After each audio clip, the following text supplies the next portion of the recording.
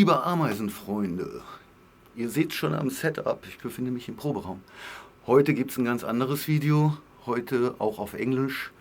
Deswegen, wenn es euch nicht interessiert, bitte folgt weiter diesem Kanal. Ich habe ja angedroht, dass ich hier ein paar Experimente mit meinem Kanal mache, mit meiner Videokamera mache. Da gehört natürlich auch die Musik dazu. Am Wochenende gibt es aber vielleicht schon das nächste Mesovarus-Update. Die Leise Sneaker habe ich euch ja auch noch versprochen. Das heißt, innerhalb der nächsten Tage wird es auf jeden Fall auch für euch wieder was thematisch Interessantes geben. Aber heute aus dem Proberaum eine Technikdemonstration. Und da die vielleicht nur für eine ganz kleine Zielgruppe relevant ist, habe ich mich entschieden, das auf Englisch zu machen. Auch für mich eine Premiere. Aber bei euch, wisst ihr ja, geht es demnächst auch weiter. In diesem Sinne, euer Björn.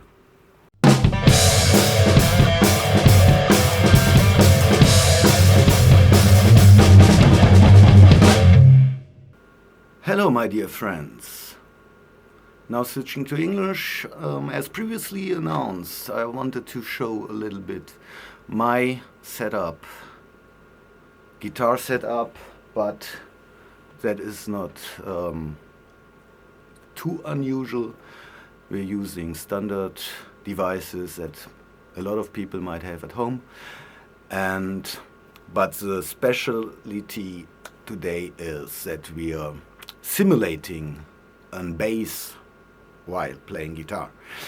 So, not having a bass player in my music project, we're just me, guitarist, and my friends on drums, and we have a lack of low frequencies often when recording. So that is fine for us. We don't want to do professional recordings, but we want to have some more low frequencies. And a couple of weeks ago I was in a nice location here in Cologne for a live concert, and there they had the same setup, a drum player and a guitarist. So why did they have so much fat bass sound without using any computer or emulator or whatsoever? So I spoke to the guy later, and a lot of things I was not able to do because he used a dedicated pickup in his guitar, while I'm using a standard Gibson Les Paul. The only thing is, we mightn't see here, the light. I replaced the pickups, and I'm now playing with Zakk Wylde active EMG pickups. But nevertheless, I don't have two channels on my guitar as this guy had. So he did it really by building his own guitar with two channels, but I only have one output, so what to do? The good thing is I'm having the Boss GT-100. You might have a lot of foot switches.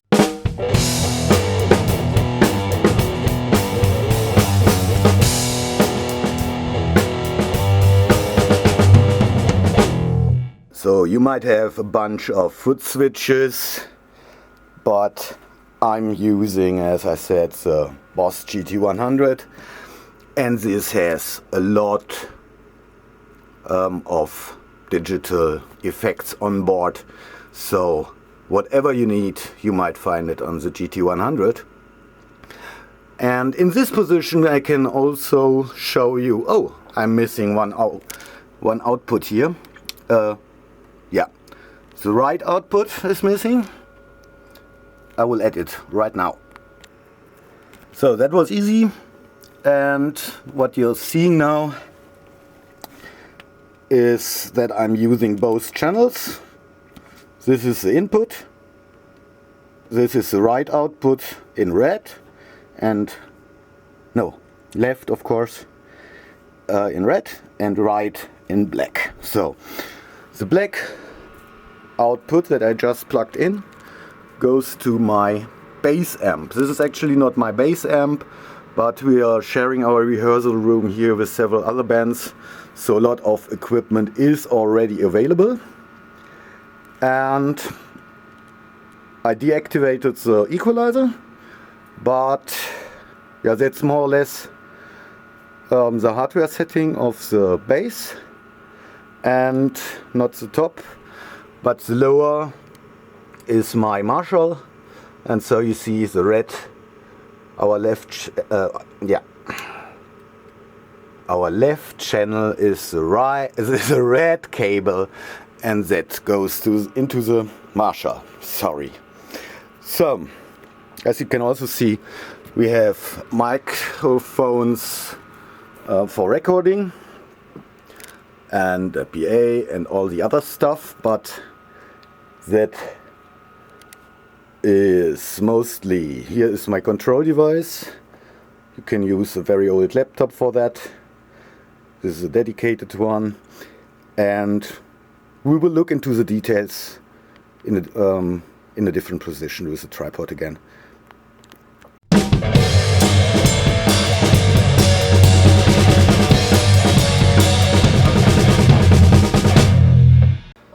So, sorry for the flickering, but I don't have a video capturing on this computer, and I don't want to install it now, so we're actually filming the screen, but I hope it will do the job.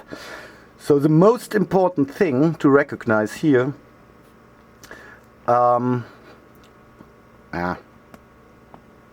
let's do it that way, is that I switched on the second channel. So again, as we remember, this is now my guitar channel and this is now my bass channel. I have preamps on both, so we can tweak our equalizer, whatever, with the preamps.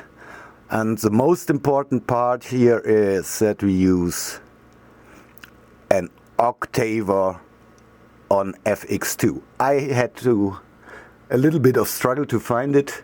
FX2 doesn't have an octaver, but if you search for it on the GT-100, you will find it in the settings of FX1. And if you use a foot switch solution, then you might need to buy an octave. I didn't have one before I bought the GT-100, so in the GT-100 it's included, and this does the trick. On the second channel I don't use, as you can see, the overdrive or the distortion, whatever. For metal I'm using all the overdrive only on the guitar channel, and on the bass channel we have only the octave. So a clean signal of the bass, of the complete signal of the guitar, but putting it one octave lower and putting it out on the bass amp. So, and the post-processing, you can use whatever you want. For example, the reverb then would be available on both channels. Yeah, and the next screen capture we can switch to the other computer, and then we see in Ableton it's the same. We have a microphone for the bass amp and a microphone for the Marshall amp. Channel 6 and 7, and 4 channels for the drums. And that is our current software setup that I'm using to simulate a bass player that we don't have.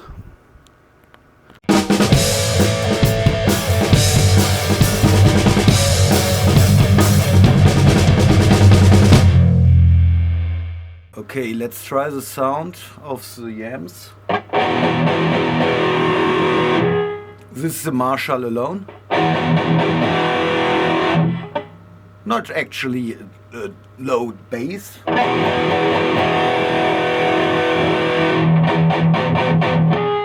Okay, let's see if we play them both together.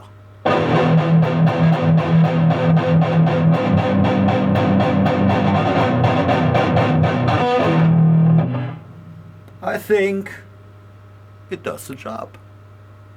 If my friend comes, we're playing a track together, and I will put it at the end of this recording.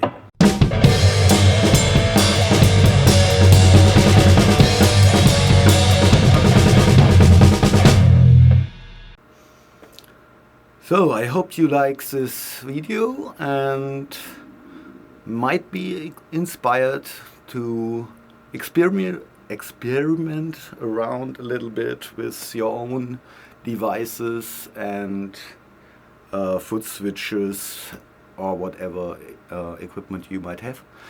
And normally I'm doing ants, that's why the name Ants Cologne.